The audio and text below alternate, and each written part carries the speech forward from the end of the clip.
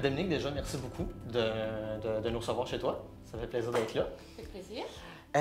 Puis écoute, on va commencer sans plus attendre dans ce super décor, franchement. Une très très belle maison, super beau, ce super beau domaine. Et je me demandais, dans le fond, bon, t'es éditrice depuis combien de temps? Éditrice depuis 2012. 2012. 2012, ouais, c'est ça. Puis qu'est-ce qui t'a donné l'idée de te lancer dans l'édition de livres?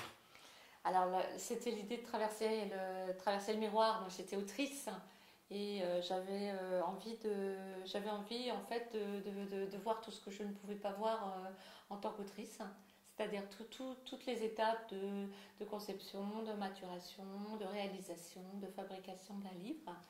Et quand on est autrice, en fait, même si on est heureux, c'est ce qui est mon cas, d'être auteur, on a quand même une vision très limitée en fait, de ce qu'est un livre. Donc je voulais vraiment, j'avais envie de tout, j'avais envie d'être un peu comme un artisan du livre et de pouvoir faire les choses, voir les choses de A à Z. Devenir éditrice pour élargir ton horizon sur la manière de fabriquer le livre, au-delà du texte. Au-delà du texte, oui, et puis même des aspects que j'ai découverts plus tard et auxquels je ne m'attendais pas forcément aussi. Hein. Et dans ces aspects-là que tu as découvert, donc, du travail du livre, du travail du texte, c'est tous ces nouveaux aspects-là que tu as découverts. Est-ce qu'il y en a un en particulier que tu apprécies dans le métier d'éditeur?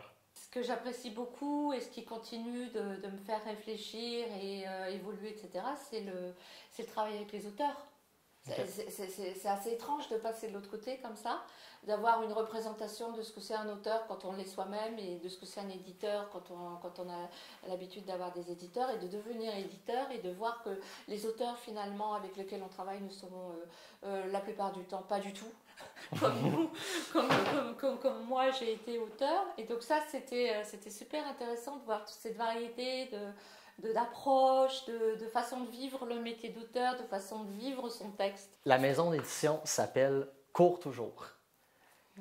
Pourquoi ce titre-là? Pourquoi ce nom-là? Cours toujours. Ça reste en tête, c'est court, c'est concis, c'est direct, ça fonce. Pourquoi Cours toujours? Je crois que tu en parles mieux que moi, en fait. Parce que, en fait, pour toujours...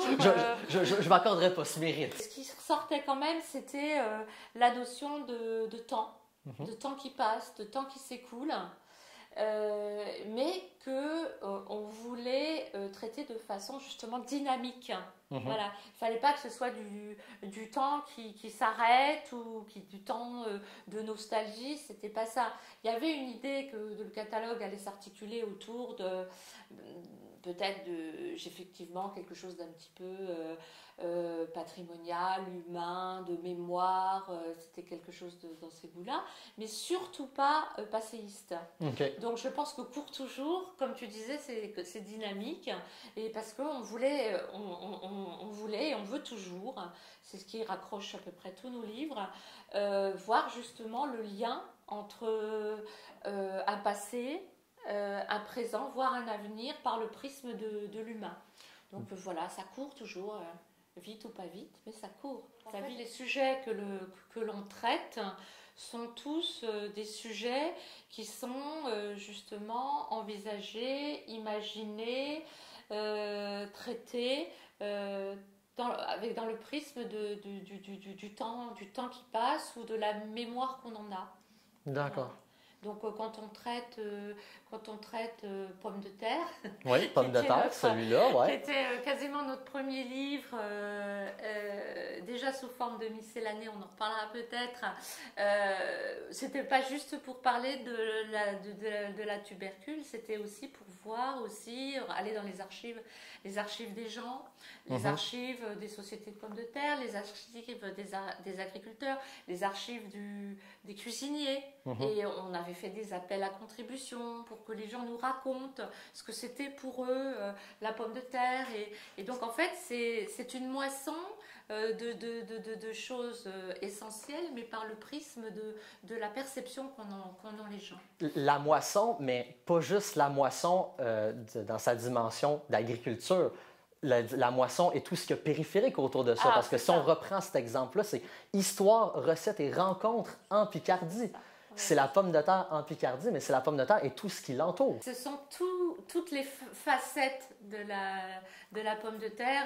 Le côté agricole, en effet, est quasiment sous-représenté. En fait. La pomme de terre, c'est dans tous ses aspects symboliques, poétiques, culinaires et en effet humains, encore une fois. C'est l'humain, en fait, qui intéresse pour toujours.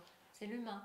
C'est faire le tour, non seulement de la pomme de terre, mais je pense notamment à la collection Roman plus récit.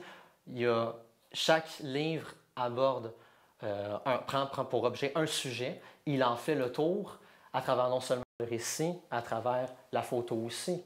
Donc, est-ce que c'est la même démarche qui se trouve dans cette collection-là aussi? S'agissant de cette collection, effectivement, qu'on a appelée La vie rêvée des choses. La vie rêvée des choses. Mais comme tu disais, effectivement, qui est un métissage, puisqu'il y a un texte, et puis il y a aussi à la fin ce que l'on a appelé la plupart du temps un carnet de curiosité, c'est-à-dire que l'image a droit de citer dans ces livres-là. Il ne s'agissait pas justement de faire le tour de quelque chose, il s'agissait de rentrer dans quelque chose par un petit bout de la lorgnette. Okay. En l'occurrence, là pour le coup, ce sont des objets représentatifs ou emblématiques de la région des Hauts-de-France.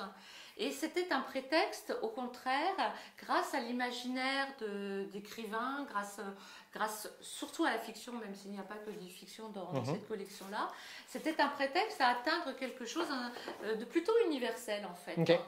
Je vais te poser quelques-uns des livres de la maison d'édition-là. Est-ce qu'il y en a un là-dedans, tout particulièrement, auquel tu penses, lorsque on pense au monde sauvage, à la sauvagerie du monde? Alors, la sauvagerie, peut-être... Mais déjà, ce serait quoi ta définition des mondes sauvages, de la sauvagerie?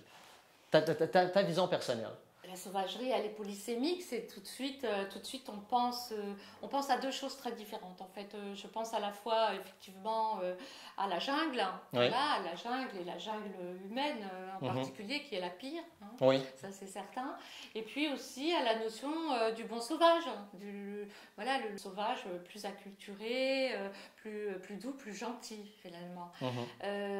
Alors, chez Court Toujours, on peut pas dire que ce soit une notion frontale.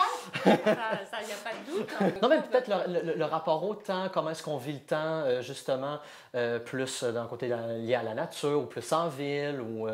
Oui, alors ça peut, en fait, effectivement, ça peut affleurer. Ce qui est sûr, c'est que dans les livres et les sujets et les traitements de Court Toujours, il y a toujours l'humain. Donc, on peut être sûr que, vu l'ambivalence humaine, on trouvera toujours une part. Il y aura toujours une part, c'est ça, il y a toujours quelque chose là-dedans. Voir comment on peut aller dans les forêts autour, peut-être je ne dis pas de façon à rencontrer le loup, mais quand même d'essayer de trouver des façons un petit peu originales de traiter les sujets.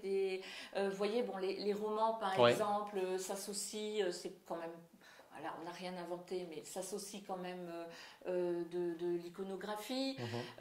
Cette collection-là est une collection adulte, je précise, mais néanmoins qui estime que l'adulte, justement, a tout à fait droit, intérêt légitime d'aimer les images comme des enfants, finalement. Donc ça, c'est aussi un petit chemin de traverse.